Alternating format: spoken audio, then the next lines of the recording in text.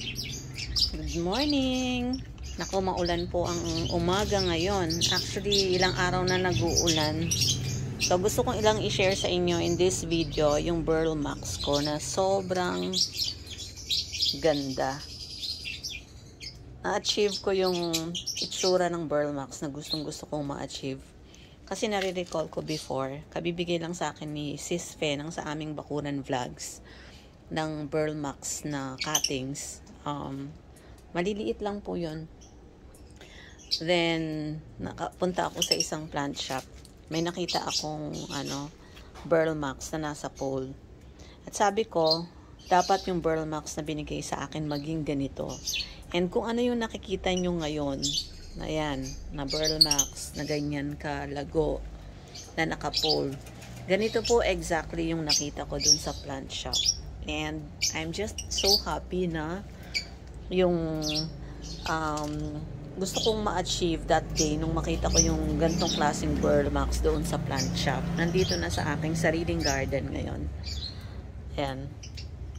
Kaya wala talagang imposible pagdating sa mga halaman.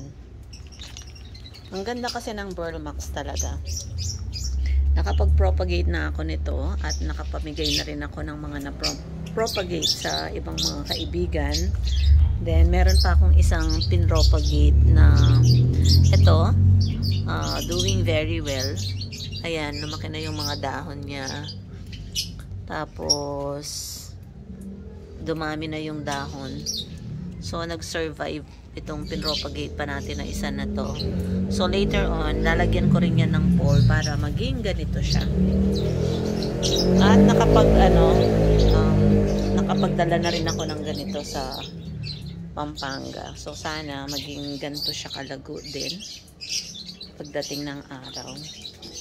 So, yan lang ang aking gustong i-share sa inyo today. Natutuwa lang talaga ako every time na makikita ko itong ating Burl Max na to. So, thank you ulit kay Sis Fe ng sa aming Bakuran Vlogs kasi siya yung nag-introduce sa akin talaga or nagbigay sa akin ng Burl Max. Nag-introduce ng Burl Max dito sa ating garden. So, thank you everyone for tuning in to Mami B's Garden. Thank you for the love and support. Thank you.